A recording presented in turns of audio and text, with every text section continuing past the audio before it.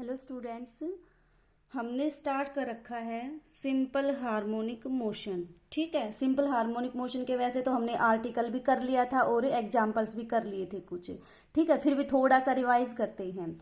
किसी भी ऑब्जेक्ट की मोशन को आप सिंपल हार्मोनिक मोशन कब बोलते हो? जब वो टू एंड फ्रो मोशन में मूव करे।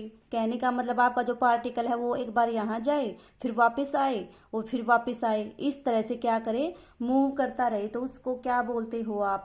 सिंपल हार्मोनिक मोशन बोलते हो उस ऑब्जेक्ट की। ठीक है, इसके लिए एक डेफिनेशन क्या है प्रॉपर, कि जो आपका पार्टिकल है उसका एक्सेलरेशन किसी फिक्स पॉइंट की तरफ डायरेक्टेड हो और किसके प्रोपोर्शनल हो, वो आपका डिस्टेंस के प्रोपोर्शनल हो। ठीक है, तो उस मोशन को क्या बोल देते हो आप?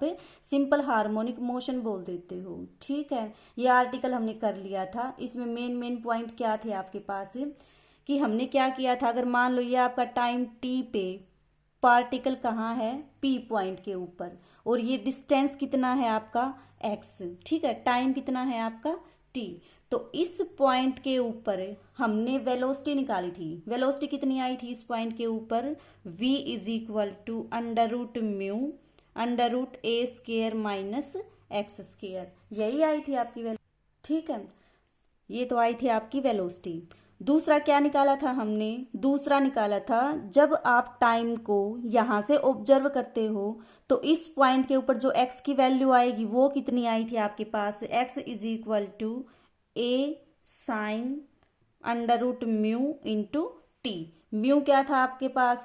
Constant of proportionality. ए क्या है आपके पास? एम्पलीट्यूड। एम्पलीट्यूड का मतलब इस मीन पोजीशन से लेके इस एक्सट्रीम पोजीशन तक का जो डिस्टेंस है उसको क्या बोला था आपने? एम्पलीट्यूड। ठीक है, टी क्या है? इस पॉइंट तक पहुंचने में जितना ये टाइम लगा वो टाइम। एक्स क्या है? इस पॉइंट तक पहुंचने में जो ये आपने डिस्टेंस ट्रेवल किया पार्टिकल ने, वो डिस्टेंस। लेकिन ये किस केस में है? जब आपके पार्टिकल ने कहाँ से चलना स्टार्ट किया? मीन पोजीशन से। ठीक है, ये सारा काम हम कर चुके हैं क्लास में।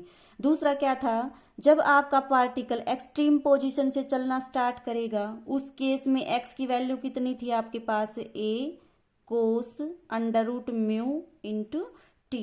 ठीक है, जहां पे टी क्या है आपका? वही टाइम। एक्स क्या है? ये वाला डिस्टेंस। और टी क्या है? इस पॉइंट तक पहुंचने में जो इसको टाइम लगा वो टाइम। ठीक है, अब देखो एक्सट्रीम पोजीशन के ऊपर जो वेलोसिटी थी वो कितनी थी आपकी? 0। क्यों? क्योंकि देखो पार्टिकल यहाँ से चलना स्टार्ट करेगा, यहाँ पहुंचेगा, फिर क्या आएगा, वो रुकेगा ना। यहाँ पे रुकने का मतलब क्या होगा? उसकी वेलोसिटी 0। तो एक्सट्रीम पोजीशन के ऊपर वेलोसिटी क्या आएगी इसकी? 0।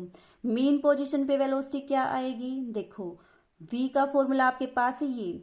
मीन पोजीशन के ऊपर x की वैल्यू कितनी है आपकी? 0। जब x 0 हो जाएगा तो ये क्वांटिटी क्या होगी आपके पास? मैक्सिमम होगी। तो इसका मतलब जो आपका v मैक्स होगा वो कितना हो जाएगा? अंडर रूट म्यू इंटू ए। और किस पॉइंट के ऊपर होगा ये आपका? एट मीन पॉइंट के ऊपर। ठीक है, और ये किसके ऊपर 0 होगी? एक्सट्रीम पॉइंट के ऊपर। ठीक है, ये सारी चीजें बिल्कुल इजी है, कर लेना आर्टिकल से। मेन इन्हीं चीजों को याद रखोगे। क्वेश्चन में या तो ये दिया मिलेगा कि पार्टिकल ने एक्सट्रीम पोजीशन से चलना स्टार्ट किया, यहाँ पहुंचा और इसका ये बताओ आप। ठीक है, या फिर ये देगा कि उसने मीन पोजीशन से चलना स्टार्ट किया, कुछ क्वांटिटी दे देगा और उससे रिलेटेड आपसे कुछ और पूछेगा। तो इन दोनों पोजीशंस को बिल्कुल ध्यान में रखना कि पार्टिकल ने मीन पोजीशन से चलना स्टार्ट किया है या एक्सट्रीम पोजीशन से चलना स्टार्ट किया है। उसके बाद था आपके पास टाइम पीरियड का फॉर्मूला। टाइम पीरियड का क्या फॉर्मूला था आपके पास? 2 pi by under root mu. Time period का मतलब क्या होता है? जब आपके पार्टिकल ने मान लो यहाँ से चलना स्टार्ट किया, ठीक है, यहाँ से चल के वो पार्टिकल आपका यहाँ जाएगा, फिर वापस आएगा, फिर वापस आएगा, इस तरह से। जैसे ही पार्टिकल आपका एक चक्कर कंप्लीट करके यहाँ आएगा तो देखो दोबारा जब पार्टिकल यहाँ जाएगा तो वही मोशन दोबारा से रिपीट होगी। तो इस तरह से मोशन रिपीट होती जाएगी। तो वो टाइम जो पार्टिकल आपका इधर से जाने में, यहाँ आने में और यहाँ आने में, ये जो आपका टाइम होगा ना, इस टाइम को क्या बोल दोगे आप?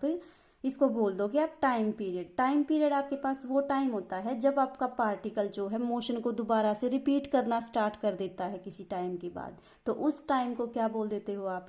टाइम पीरियड बोल देते हो। ठीक है, हमने सारे एग्जाम्पल्स इसके कर लिए थे। एग्जाम्पल 7th रहता है। 7th एग्जाम्पल देखो क्या है।